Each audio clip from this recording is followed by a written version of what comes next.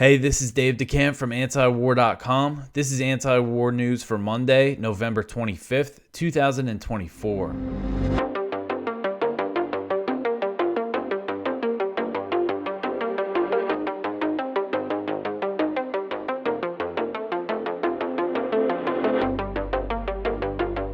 All right, the first story at the top of antiwar.com today. Ukraine can fire French missiles into Russia. So more escalations here. French Foreign Minister Jean-Noël Barrot said in an interview published Saturday that Ukraine could fire French-provided long-range missiles into Russian territory following U.S. and British authorization of such strikes. So France has provided Ukraine with its version of the British Storm Shadow missiles, known as the Scalp missiles, which have a range of about 155 miles. So they're just basically the same as the British Storm Shadow missiles.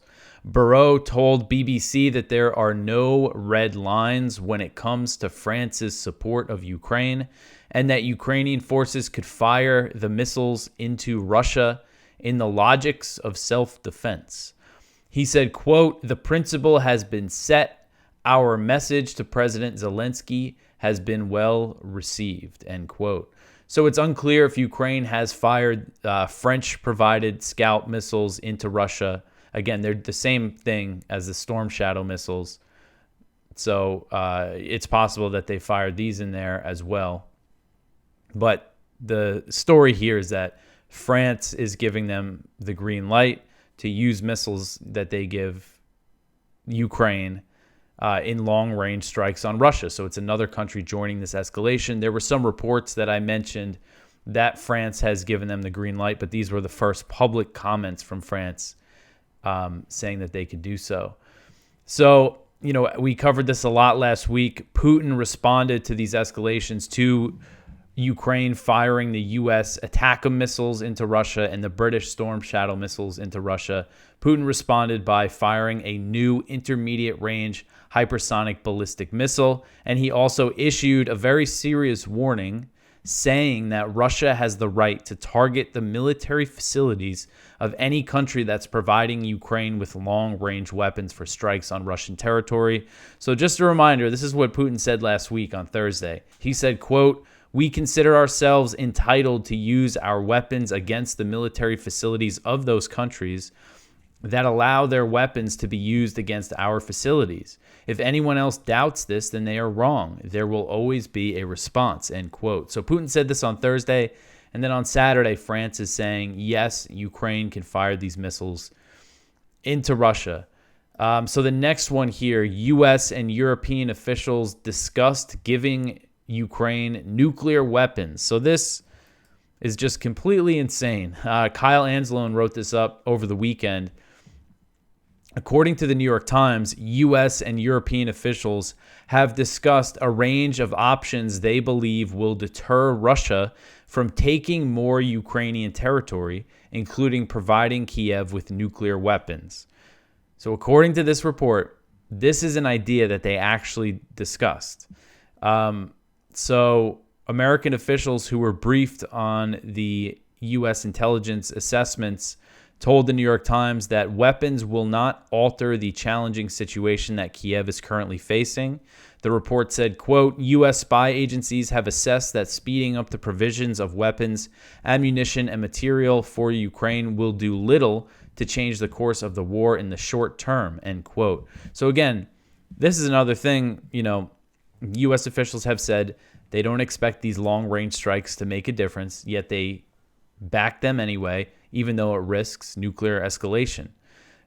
So desperate to bolster Ukraine's standing in the war before the transition of power on January 20th, the Biden administration is looking at a range of serious escalations. So the report says, quote, "U.S. and European officials are discussing deterrence as a possible security guarantee for Ukraine, such as stockpiling a conventional arsenal sufficient to strike a punishing blow if Russia violates a ceasefire.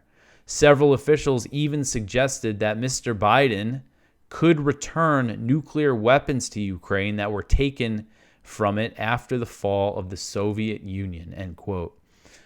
So it's amazing that this was mentioned in this New York Times report, but just kind of in passing, saying, oh, yeah, they even discussed the idea of bringing nuclear weapons back with no details really beyond that. And they say that Biden could do it, which means that they discussed the idea of sending nuclear weapons to Ukraine within the next 2 months. I mean, again, completely insane.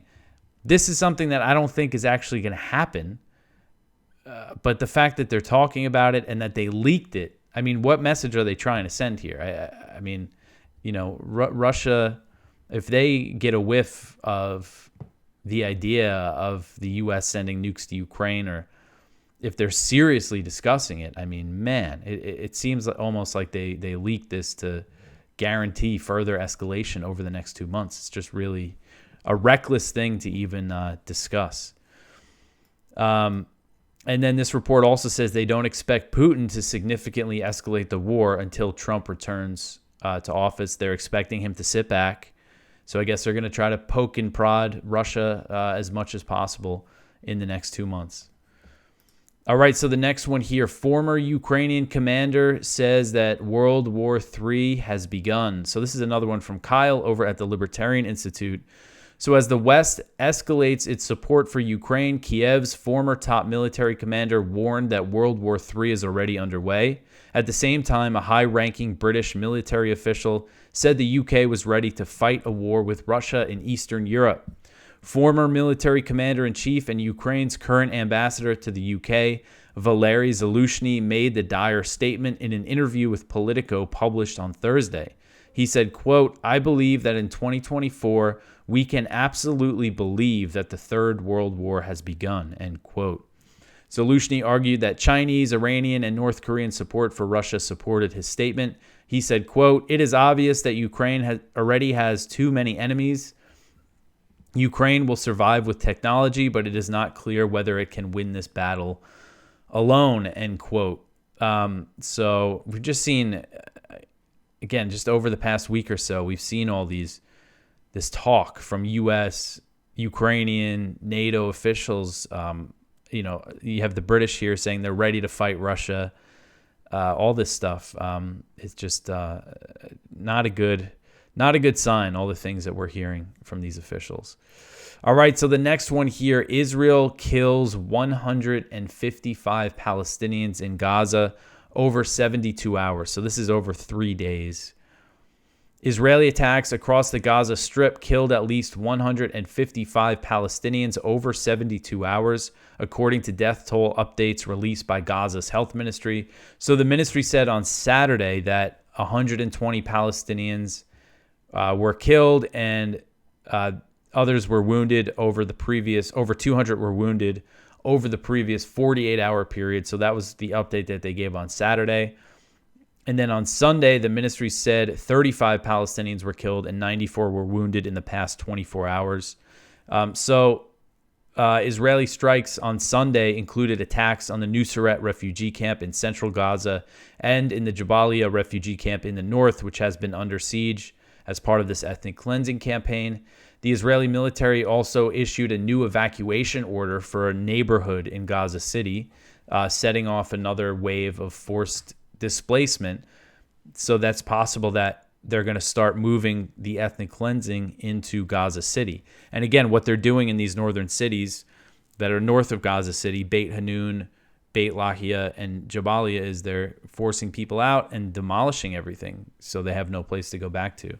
So there's a chance with this new evacuation order, they might be looking to do that in Gaza City as well. So Israeli forces again targeted the Kamal Adwan hospital in Beit Lahia, which this hospital has come under just seems like constant attack. And the shelling actually wounded the hospital director, Dr. Hussam Abu Safia, he's been drawing a lot of attention to their plight in that hospital. He's been putting out video statements, talking to a lot of media outlets, and he was wounded. I saw him getting treated for wounds, it looked like in his leg. And so it's just really a nightmare for the people living under that siege. And he's saying, that they're not going to leave. They're going to continue their work at the hospital So Gaza's health ministry said that the latest violence brought its death toll since October 2023 to 44,211, and the number of wounded to 104,567. As we always discuss, that does not include Palestinians who are missing and presumed dead under the rubble. And there was a group of American healthcare workers who volunteered in Gaza. They estimated last month that they believe at least 118,000 Palestinians have actually been killed, both by violence and due to the Israeli siege. Things like starvation and dehydration and things like that. So the violence, the slaughter continues in Gaza, and it's just getting much less attention now with everything else that's been going on. The next one here, Israeli troops helped settler leader enter Gaza to scout land. So Israeli media reported on Friday that Israeli troops helped an Israeli settler leader scout locations for potential Jewish settlements in the Gaza Strip. According to the New York Times, Daniela Weiss, the leader of the extremist Nashallah movement, was touring the Israeli side of the Gaza border on November 13th with a group of people. That group eventually made its way into northern Gaza. It's not clear exactly how they got in. And then from there, Weiss contacted Israeli soldiers that she knew, and they sent a jeep to pick them up, and they brought them to what used to be a Jewish settlement called Netzarim. And this is the location where the Netzarim corridor is, which is that strip of land that the Israeli military controls, where they bulldozed everything. There used to actually be a settlement there. So it's kind of an obvious place if they want to start springing up settlements. It's a place where they might start because the Israeli military controls it, and they've bulldozed everything in sight, basically, and they have these military bases. So the IDF... The Israeli report said that the soldiers transported Weiss without the knowledge of their superiors. They drove Weiss and her group out of the strip through an unofficial crossing to avoid being questioned by other security forces. In response to the reports, the Israeli military said, quote, Weiss's entrance into the Gaza Strip is unknown and was not approved in the proper avenues. If the incident took place, it's illegal and against protocol and will be handled accordingly, end quote. So Weiss has previously said that she has 740 families ready to move into Gaza. In comments to Israel's Khan broadcaster, Weiss said that she is planning to set up settlements near Israeli military bases in Gaza that she thinks will eventually be recognized by the government. This is the same strategy of Israeli settlers in the West Bank. They build the settlements near the Israeli military bases so they have the protection of the Israeli military, and then eventually the government recognizes the settlements. So she was throwing out some ideas in this interview of how they do this, how do they establish the settlements near the military bases, and she said, quote, there are all sorts of creative ideas. So here you have a tent, and next to the tent there is a structure, and next to that there is a kitchen, and next to that there are kids, and so it goes on, end quote. And she also signaled that an attempt to establish settlements could start soon. She said, quote, we're no longer getting ready to go in. The moment we can enter, we enter, end quote. She also added that if 300 people enter at once, the military would have difficulty kicking them out. So it sounds like she's saying they're ready to just go in and set up a camp and, start building. The Israeli soldiers, so in the Netzarim corridor, there's the Turkish hospital, which was like the only cancer hospital in Gaza. The Israeli military took it over, turned it into a military base, and they bulldozed everything else around it. That's where the Netzarim settlement used to be. There was these other reports showing Israeli soldiers who were there, on their social media, putting out things, hinting at building settlements there. They brought back a menorah that used to be at a synagogue that was in the Netzarim settlement. So there's definitely support among the soldiers for the settlement. So if you get these settlers to barge in there, start setting up a camp, a few hundred of them, the soldiers aren't going to be quick to kick them out. So I think this is something that could happen. I think they would probably wait for the Trump administration to come in, considering the people that he's put in there, the super pro-Israel, like Mike Huckabee is the U.S. ambassador to Israel. So yeah, this is something that I think could happen sooner than than we might expect.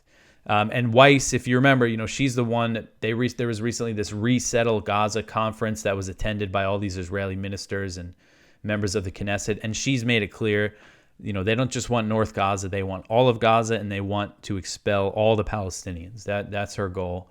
And that conference was actually organized by her Nashallah movement and Likud ministers, members of Netanyahu's political party. So the official line from Netanyahu is that he doesn't support establishing settlements, but it's obvious that, his government does, and members of his government do. And, it'll be the same thing in the West Bank. They kind of pretend like they don't support all these new settlements, but then they end up giving them approval. And so I think we'll probably see a similar thing go down in North Gaza. All right, so the next one here, Hamas says a female Israeli hostage was killed by Israeli airstrikes. So on Saturday, Hamas's armed wing, the Al-Qassim's brigades, said Israeli airstrikes in northern Gaza killed a female Israeli hostage. Al-Qassim brigade spokesman Abu Obaida said that Hamas reestablished contact with a unit that was holding the hostage after several weeks, and that it was confirmed the Israeli woman was killed in an area of North Gaza where the Israeli military had been operating. Abu Obaida also said that another female captive held in the same area was at risk of dying. The Israeli military, in response, said that it could not confirm or refute the claim, and that it was investigating the situation after Hamas. They also released footage allegedly showing a hostage who had been killed. So as far as we know, there's believed to be 97 Israeli hostages who remain in Gaza. The Israeli military has confirmed at least 37 have been killed, so that leaves 60 alive. Back in September, Israeli media reported that Netanyahu told the Knesset that they really believe only half of the 97 are still alive. And, they get killed by Israeli airstrikes and the siege. So this is something that's happened before. Again, this isn't totally confirmed that this hostage was killed, but I know a lot of the hostages who got out said that they were their biggest fear while they were in Gaza was being killed by Israeli airstrikes. So just another thing, it goes to show that it's not about the hostages. It clearly, you see a lot of Israel defenders always say, if Hamas just released the hostages, it would be over. But I think at this point, it's clear that there's another agenda at play. And Gallant, who was just fired by Netanyahu, he was the Israeli defense minister, he was calling for a ceasefire deal for months, and Netanyahu fired him over it. And after he was fired, he's saying that there's no reason for Israeli troops to be in Gaza. The only reason to stay is because if you want to stay and continue control of Gaza. He said, Netanyahu killed the hostage deal and all that. All right, so the next one here, Israeli strikes kill at least 27 in eastern Lebanon. So Israel has really been bombing Lebanon the past few days. This article is from Jason Ditz.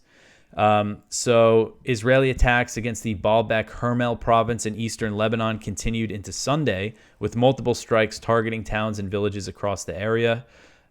Final figures are still coming in, but right now the toll is 27 killed and 45 wounded.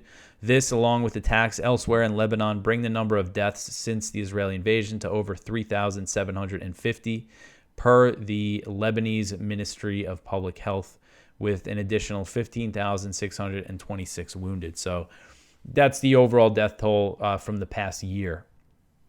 The single largest incident was in a town of Kimastar, which is, I totally butchered that pronunciation, I'm sorry. It's a town west of Baalbek. The Israeli attack hit a residential apartment building, killing at least 17 people and wounding over a dozen others. A mother and her 4 children were reported among those killed.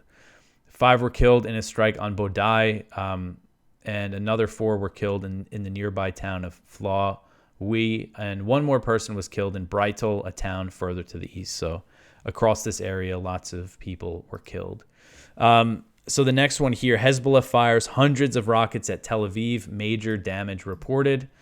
Another one from Jason here. At least 11 people were wounded on Sunday as hundreds of rockets were fired by Hezbollah against the major Israeli city of Tel Aviv.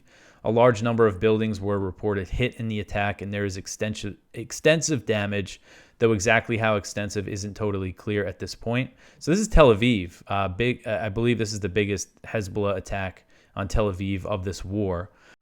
So far, 11 people wounded. No word on anybody being killed, but it does seem like there's some serious damage here. And so there's reports that say Hezbollah fired as many as 340 rockets at Tel Aviv. So it goes to show Hezbollah is still able to attack Israel, even with all the Israeli airstrikes and the assassinations of the leaders of Hezbollah. All right, so the next one here, at least 29 killed as Israel levels central Beirut apartment building. So this is another one from Jason. This is on Saturday. So it was overnight Friday into Saturday.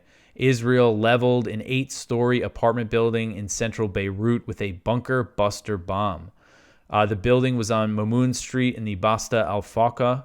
The attacks came at about 4 a.m. and the explosion was so powerful it was felt all across the Lebanese capital city.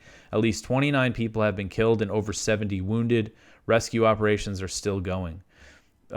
So it's not clear. There's suggests from Israeli media that they were targeting a Hezbollah guy. But, I mean, this is Israel's MO, is bombing residential buildings. And they can justify killing even hundreds of civilians if they get one of their targets. Or sometimes it doesn't even seem like they are targeting anybody at all. They're just trying to kill civilians. So the bunker buster bombs are meant for targeting heavily fortified or underground complexes. The residential buildings, however, was clearly not meant to withstand airstrikes, let alone massive bombings, and the result was a big crater in the center of the neighborhood. All right, so the next one here, Israel's new defense chief, it's officially apartheid. So this article is from Haaretz, and this is about a new policy that Israel's new defense minister has put in place in the West Bank. So this is an editorial from Haaretz in response to the move, which what he did was halt the use of detention without trial against Jewish settlers living in the West Bank. So Palestinians are under military occupation in the West Bank. That means Israeli soldiers could go arrest them and detain them for any reason without trial. That's a major part of living under military occupation. So that law applied to Jewish settlers as well. And that was something like you have thousands of Palestinians locked up under this rule or law, whatever you want to call it, that allows Israel to arrest them, detain them arbitrarily. There's only something like 7 Jews in jail under this detention. But now, it was already obviously being used to target the Palestinians. But now it's official. They've completely cut it off for use against Jewish settlers. So now only Palestinians can be arbitrarily detained like that. And Haaretz's response is an editorial saying that it's officially apartheid in the West Bank. So the decision by new Defense Minister Israel Katz to halt the use of detention without trial against Jewish settlers living in the West Bank is apartheid by all accounts. One law for Jews and another for Palestinians. Administrative detention is a draconian tool that has no place in a democratic country. It harms a basic right by violating the detainee's access to an essential part of due process based on secret evidence, and sometimes even without the detainee's knowledge of what he or she is accused of. In democratic countries, people should be detained and tried only on the basis of sufficient evidence, while administrative detention should be reserved for defined emergency situations. But Katz has no problem making use of administrative detention. He didn't decide to halt the practice outright. Currently, over 3,000 people are held in administrative detention, but only to halt its use against Jews in the occupied territories. Currently, there are 8 such people, so over 3,000 in administrative detention, and only 8 of them are Jewish. So that it's obvious, again, that this was used to target Palestinians, but now he's made it official. And so this is a Haaretz editorial published in English and in their Hebrew newspaper as well. And we've seen a lot of editorials like this from Haaretz. And also I know that the proper pronunciation is it's Haaretz, but it's just so much easier for me to say Haaretz. But the next story here is about some action that the Israeli government has taken against Haaretz for its editorials that it does not like. So the Israeli government sanctions Haaretz and severs all ties. This article is from Middle East Eye. So the Israeli government approved a proposal on Sunday directing all government-funded organizations to cease communications with Haaretz and withdraw advertisements from the newspaper. The government said the decision was prompted by, quote, many articles that have hurt the legitimacy of the state of Israel and its right to self-defense, and particularly the remarks made in London by Haaretz publisher Amos Shokin that support terrorism and call for imposing sanctions on the government, end quote. Earlier this month, Shokin faced criticism from the Israeli government following his comments referring to Palestinian freedom fighters. He was talking about Palestinian fighters in the West Bank who are under military occupation. The proposal, which was added to the cabinet meeting agenda at the last minute, was endorsed by Netanyahu. In response, Haaretz released a statement on Sunday saying, quote, the opportunist resolution to boycott Haaretz, which passed in today's government meeting without any legal review, is another step in Netanyahu's journey to dismantle Israeli democracy. Like his friends Putin, Erdogan, and Orban, Netanyahu is trying to silence a critical independent newspaper. Haaretz will not balk and will not morph into a government pamphlet that publishes messages approved by the government and its leader, end quote. So, this is not like, it's not like they're banning it or anything, but this could be a first step towards something like that. We've seen them ban foreign media like Al Jazeera. I'm sure that they're going to look at other ways that they can clamp down on Haaretz. All right, so the next one here, got some China stuff to finish up with. U.S. troops deployed to back the Philippines in the South China Sea. So last week, the Pentagon revealed that U.S. troops are deployed as part of a task force to support the Philippines in its dispute with China in the South China Sea, a deployment that is a significant provocation toward Beijing. So the U.S. task force Ayungin, which is named after the Philippine name for Second Thomas Shoal, so it's named after this shoal, which has been the site of these encounters between Chinese and Philippine vessels. The Philippine military grounded a World War II era ship on Second Thomas Shoal back in 1999 to assert its claims, and they kind of use it as a base of operations for the area. So a lot of times when they go to resupply the ship, the mission gets blocked by the Chinese Coast Guard, and this is, the U.S. supporting these resupply missions, supporting Philippine military and Coast Guard operations in the South China Sea. This could put the U.S. in a direct clash with China.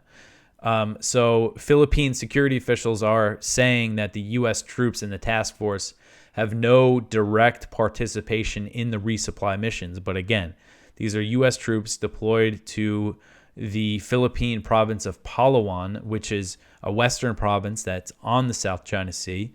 This is just very provocative, and it shows the U.S.'s deep involvement in this maritime dispute. Secretary of Defense Lloyd Austin revealed the existence of the task force last week when he visited Palawan. He wrote on X that he met with American service members deployed with this task force. And then the Pentagon was asked about it and said that the purpose of the task force is to, quote, support planning and training with the Philippines Western Command for systems provided through U.S. security assistance, such as the unmanned surface vessels that Secretary Austin observed in his stop in Palawan, end quote. So Austin checked out some drone boats that the U.S. gave the Philippines, and he said that the U.S. announced a $500 million military aid package for the Philippines a few months ago. And he said they're probably going to get some more of these drone boats, and the idea is to operate them in the South China Sea. And this is, again, the U.S. really getting involved. I mean, what are they going to do with these drone boats? Are they going to get them involved in these encounters with Chinese vessels? This area really has turned into a potential flashpoint for a war between the U.S. and China, because the U.S. says its mutual defense treaty with the Philippines applies to attacks on Philippine boats in the South China Sea. And then the U.S. is giving the Philippines all this backing, kind of encouraging them to be more aggressive against China's claims. And so it's just kind of a dangerous situation. So the last story here, the U.S. to deploy missiles to Japanese islands if China attacks Taiwan. So there's a report in Kyodo News, the Japanese media outlet, that said the U.S. is planning to set up temporary bases to deploy missiles along Japan's southern islands in the event of a Taiwan contingency. The report said that under the first part of a joint U.S.-Japan operational plan, a new Marine Corps unit designed for island hopping in the Western Pacific, known as the Marine Littoral Regiment, will be deployed with HIMARS rocket systems along the Ryukyu Islands. So if you're familiar with the Ryukyu Islands, known as the Nansei Islands in Japan, this includes Okinawa, but also islands that go south and west close to Taiwan. So, and this report also says the U.S. is going to deploy these long-range missile units in the Philippines as well. And, this is talking about the U.S.